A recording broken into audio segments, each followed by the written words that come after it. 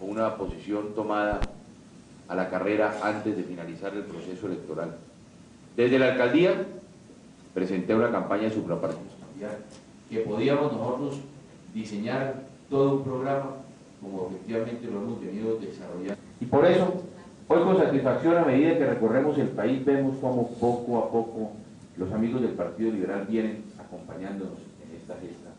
Que es mucha la gente que hoy está con nosotros, cuando recorremos los pueblos.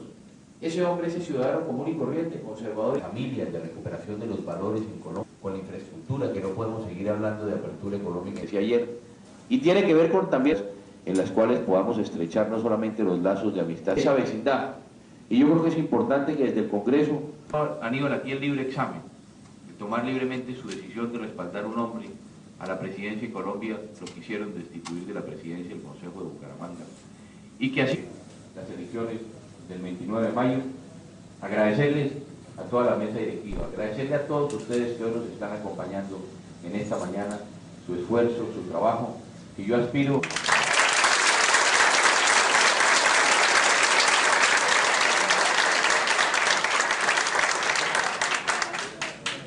Bueno, yo considero que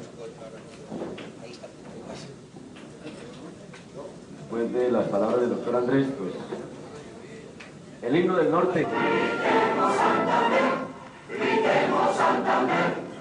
Patria, la patria, la patria, la patria. Y que viva el Partido Liberal.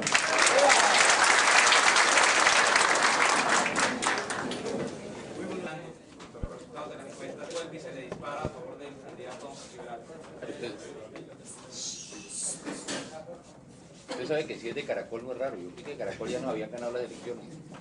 Si es de Caracol, usted sabe la falta de objetividad y credibilidad que el país reconoce hoy en esa cadena contra Andrés Pastrana, contra mi programa, contra la gente que colabora en la campaña, contra nuestro movimiento político. No se me hace raro que si es una encuesta de la cadena Caracol esté perdiendo las elecciones como siempre lo ha dicho. Fíjese que inclusive lo que se me hace curioso fue que en la última encuesta, antes del debate, supuestamente la misma firma encuestadora de la cadena Caracol, que es la que trabaja con la campaña del doctor Samper, decía que yo iba por encima, y lo que nos habíamos enterado los colombianos es que me llevaban 7 puntos de diferencia antes del debate, y el día del debate, ustedes recuerdan, la propia encuesta dijo que yo iba ganando. Y es curioso que en 2 días haya cambiado, porque después del debate se hizo una encuesta en que aparece Ernesto Samper con 43.6, 44.9 y Andrés Pastrana con 44.6. Entonces no encuentro esa diferencia. Yo me imagino que esa falta de credibilidad que tiene hoy Caracol, como ha demostrado frente a la campaña de Andrés Pastrana, se está reflejando ahí. La encuesta después del debate, insisto, nos dio 44.9 Ernesto Samper y 44.6 Andrés Pastrana, si mal no recuerdo la cifra. Yo creo que eso es lo que se viene proyectando, un empate. Yo creo que el país hoy reconoce que se ha hecho un esfuerzo importante, que hemos logrado acortar esa diferencia que nos lleva el doctor Samper, y que la encuesta importante la del próximo fin de semana, la del 29 de mayo, la del día de las elecciones, y hacia allá es donde yo estoy trabajando, y hacia allá es donde vamos a trabajar. Pregunta. Un aspecto que hoy salió al aire y es con respecto a que existe una lista en la cual se dio a conocer. Que se conoció esa lista. Pero ¿dónde se dio a conocer? El programa 6 años. Otra cosa, ¿por qué no ha atendido usted los debates? Porque yo creo que el país hoy lo que reconoce es que en el doctor Arizmendi, en 6 AM, 9 AM, no hay una objetividad. Ellos están diseñando, sacar unas encuestas que hace 2 días estábamos empatados, hoy tratan de decir que hay 7 puntos de diferencia. Se inventan las noticias como la que usted acaba de mencionar, porque eso es un invento, eso es una falsedad. Yo creo que no hay ningún colega periodista en Colombia, yo soy periodista, respeto a los periodistas, yo dialogo con todos los periodistas, lo estoy haciendo yo aquí, lo estamos haciendo en todo el país, pero a Caracol 6 AM, 9 AM, no va Andrés Pastrana porque no se nos da garantías, porque no hay credibilidad del programa 6 AM, 9 AM con Andrés Pastrana. Pregunta Ismael Contreras. Transitario fueron en las calles de Cúcuta antes de la gran manifestación de anoche. Te falta vender el Capitolio y la casa de Nariz. Le van a llegar millones y millones de dólares por Puciano. Vamos a tener que invertir en las grandes autopistas de Colombia para conectar el interior con nuestras costas y conectarnos con las fronteras. Y por sobre todo, lo segundo donde debemos invertir es en nuestra gente, en el agua potable, en la educación, en la salud, en vivienda y en recuperar el sector agrícola colombiano. Hacia allá destinaría yo los recursos en el próximo gobierno, como lo he propuesto a través de mi programa de gobierno. La verdad que el doctor Samper no lo conozco en concreto. Yo he querido comprometerme con un programa de gobierno dándole unas prioridades al país, concentrando los esfuerzos en la educación. Yo creo que debe ser la columna vertebral de la educación, concentrar los esfuerzos en recuperar el campo está en crisis, lo ha abandonado el gobierno del presidente Gaviria.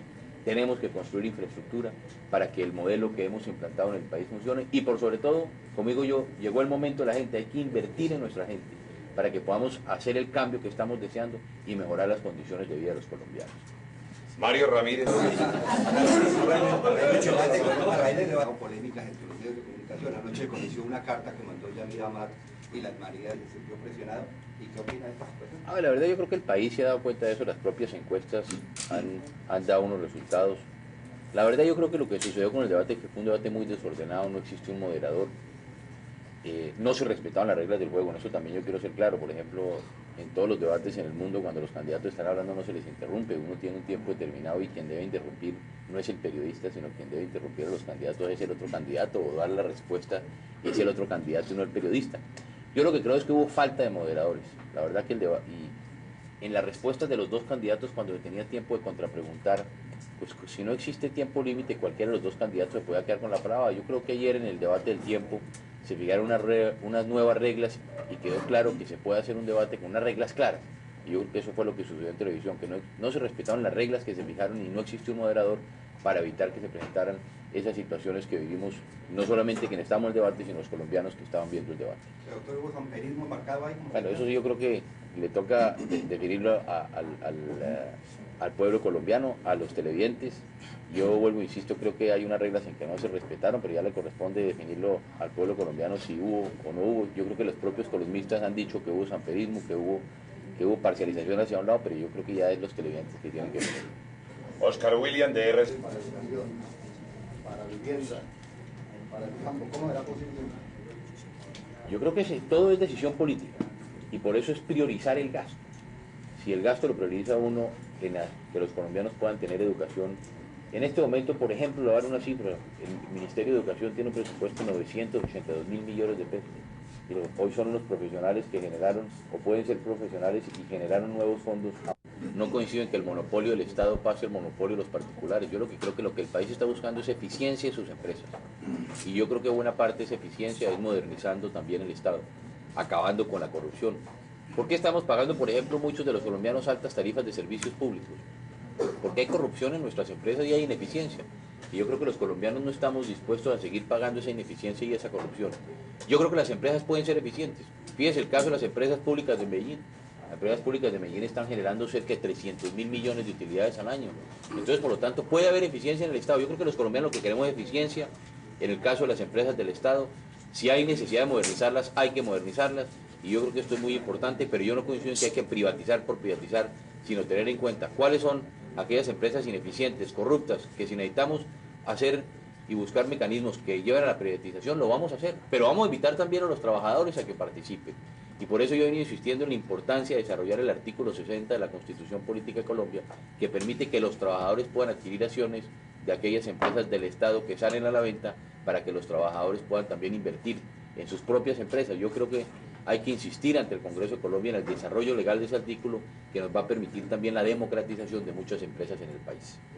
Selmira Figueroa de La Opinión.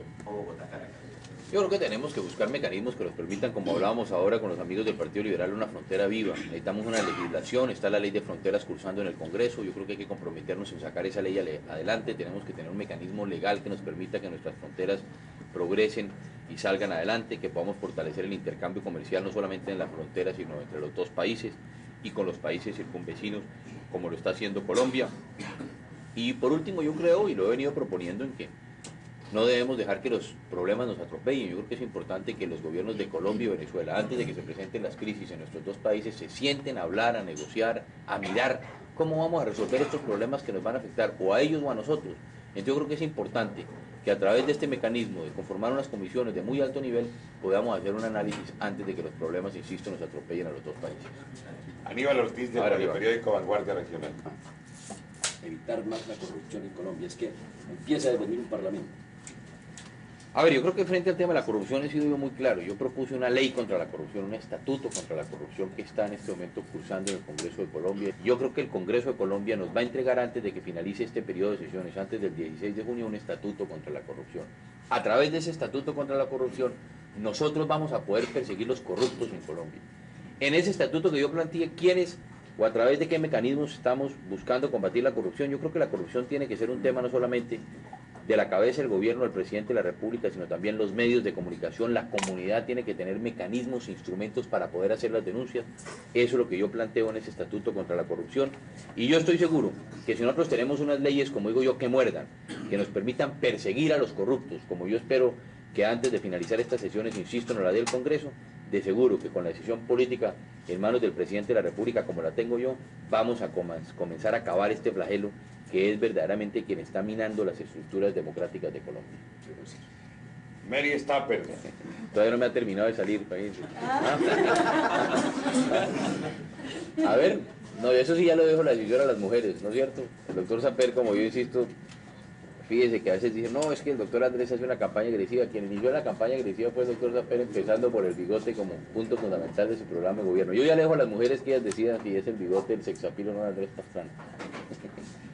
Germán Galvis. Yo creo que hay que hacerlo desde ya, y por eso insisto que los amigos del Partido Liberal y Conservador que nos están respaldando en el Congreso de Colombia, vamos a dialogar con ellos para que se le dé un impulso a esa ley de fronteras. Al parecer se ha estancado por parte del gobierno frente a posiciones asumidas por el gobierno nacional, pero yo creo que hay que buscar generar una legislación que nos permita tener unas fronteras vivas como se plantea aquí, y yo creo que con el esfuerzo y con el trabajo que en este momento respaldan mi candidatura en el Congreso de Colombia, ojalá que antes del 16 de junio esa ley pudiera hacer tránsito en el Congreso de Colombia.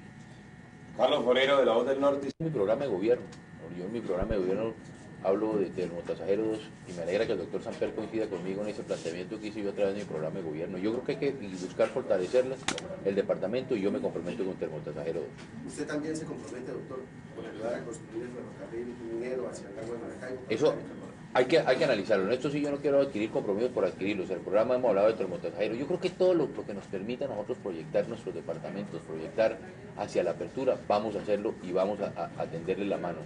Yo creo que hay temas muy importantes aquí de generación de infraestructura, lo que tiene que ver con la carretera, insisto, Bucaramanga-Cúcuta, la carretera Ocaña. Tenemos que pensar seriamente en los anillos viales, hacer inversiones importantes en vías de penetración, construir las autopistas como yo propongo, generar esa infraestructura que nos permita que Colombia compita. Ese es el compromiso que yo quiero adquirir a partir de mi lanzamiento como candidato a la presidencia de Colombia. La compañera María Eugenia Moreno, de